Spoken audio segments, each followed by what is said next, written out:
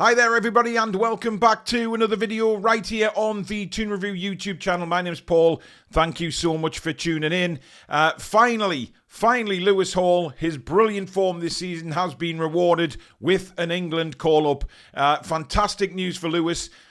Couple of Newcastle players not there, which I find a little strange, but we'll go into that in just a moment. But as usual, if you do enjoy the video, guys, please give it the thumbs up. And of course, if you're new and you like what you see, why not come and join this amazing community that we have on the Toon Review by hitting the subscribe button. It is completely free of charge. But yeah, let's get into it, shall we? Because Lewis Hall is in the England squad for next week's internationals. And listen, it is fantastic news because as Newcastle fans, we've seen the development of Lewis Hall. We were sort of complaining last season a little bit that we weren't seeing enough of him, but Eddie knew exactly what he was doing with Lewis, kept him back, made sure that he was ready to go. And by that, I mean not so much the skill sets, but he was still very raw, and of course his fitness was an issue. We saw it when he played a few games last season. He was out of gas very quickly, so you know he had to get Newcastle United fit, and we all know what that means these days. Is Eddie Howe has a strict regime that his players have to have a certain fitness before they get into that side, because he expects so much when they're in that first 11 with the intensity that we play at, or we certainly started to play at this season again. But it is wonderful news. Eddie Howe needs to take a lot of credit for this, in my opinion, as well, because obviously, like I've just said there, he took a lot of flack and a lot of criticism for not putting Lewis Hall in when maybe we thought he should be in the team. He's held him back, he's nurtured him properly, and I think Lewis Hall would be first one to admit that, you know, Eddie Howe has done the right thing with him. I think he's spoken in the past about, you know, playing for Eddie Howe and how intense Eddie Howe can be with the training and the fitness and things like that. And it's great that Lewis Hall has responded to that and come through like he has. He's still very young. He's still very raw. He's still got things he needs to iron out. But getting into this England squad so soon is absolutely fantastic. And it just proves the level that Lewis is actually playing at. Absolutely delighted for the kid, and he deserves it. You know, there's many people who, you know, get into the England squad and you think, well, they're just there because of the name. They're not playing particularly well at the moment. But Lewis Hall is absolutely on fire, and probably, you know, the best in-form left-back or English left-back playing in the Premier League right now. And I'm not just saying that because I'm a Newcastle fan. I'm saying that because I genuinely believe it.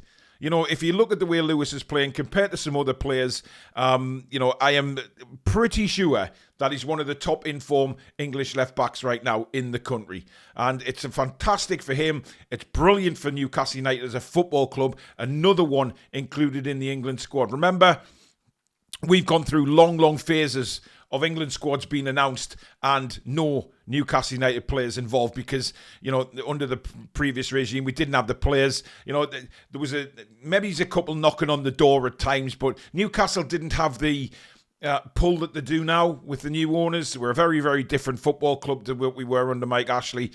So it's just absolutely brilliant that finally gets a call-up. It was heavily rumoured that he would get the call-up, but you just never know, do you, until it's actually 100% confirmed and he's in that England squad. So huge well done to Lewis Hall. However, there is two Newcastle players who are not there and maybe thought that there would be.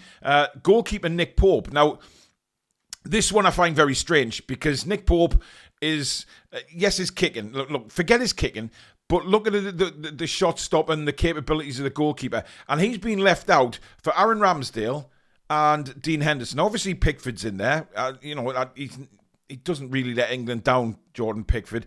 But look, Dean Henderson and Aaron Ramsdale are struggling football clubs right now and aren't playing their best football. You know, Henderson's not a bad keeper, but Aaron Ramsdale, for me, has been all over the place at the minute for Southampton. And they're getting ahead of Nick Pope, which I find a little confusion.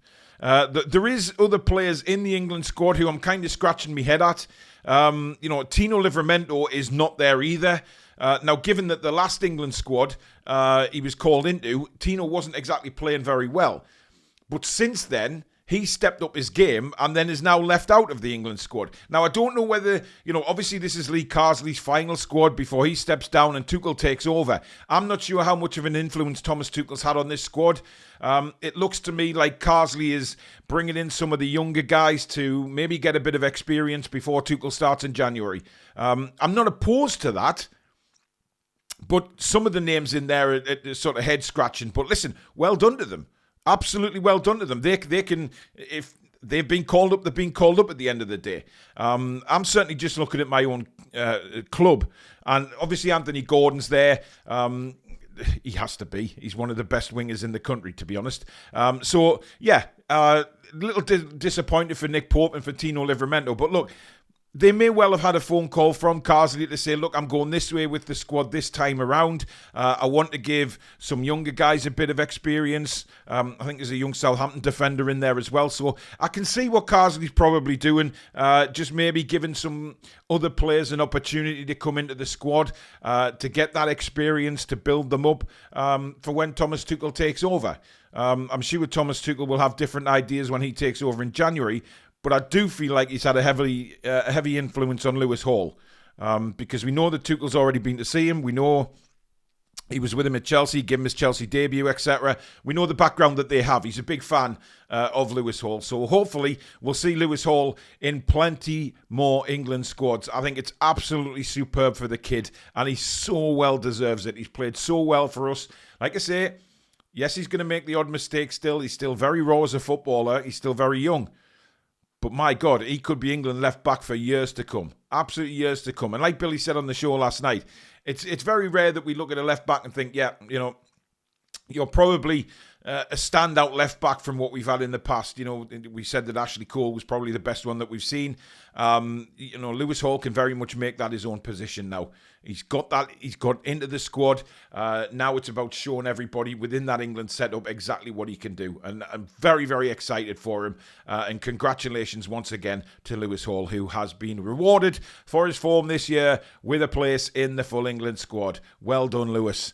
Now, I want to speak a bit about Sean Longstaff as well, because he's had a recent interview and he was asked about maybe, the fans having a little bit of a dig at him and, not being very pleased at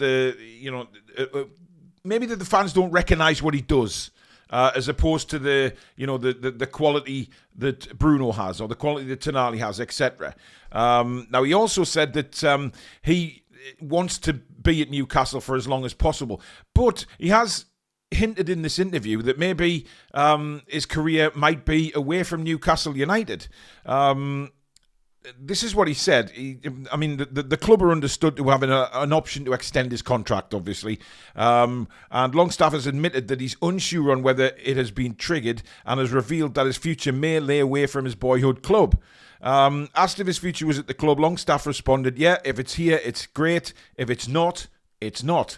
I want to be valued as a player. I want to be appreciated as a player. And whether it's here, great. If it's not here and it's somewhere else, it'll be somewhere else. Now, look, I think Sean's referring to maybe that the fans don't give him the credit that he feels maybe he's deserved for the role that he does in the team, because he doesn't stand out like a Bruno, like a Tonali with the fancy flicks and his passing range.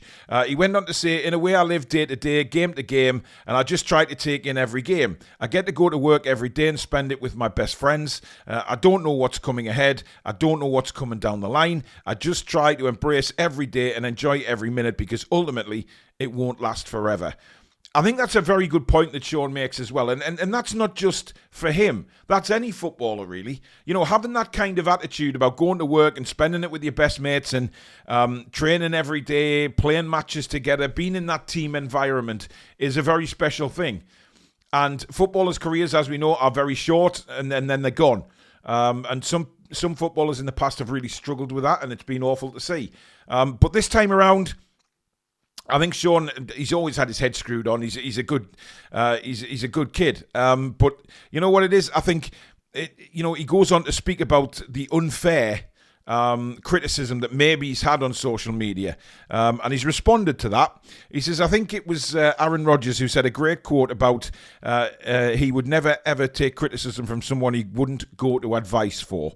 I live my life by that. So basically, what he's saying to the fans there is, I wouldn't come to you for advice on football because you're not a professional footballer. He's got every right to say that, to be honest. And then he gets on with it and goes to advice from people who are in the game. And that's fair enough. I think that's a good point to make. It's a good quote. You'd only go to... You would take advice from people that you would give advice to and vice versa. It's an interesting comment. And then he says, ultimately, a lot of people don't recognise how we play, what the patterns are and what my role in the team is. I don't flick the ball over someone's head like Bruno does. That's what catches the eye. But there's lots of ways to win a football match. My job is to make them flourish as best as they can and get in the box and score goals when I can. So... it's a very interesting comment, isn't it, from Sean? And I think he's fighting back against the criticism. Look, we've all done it. We've all given criticism, and I think rightly so. I mean, he talks about, creating opportunities and getting in the box to score goals.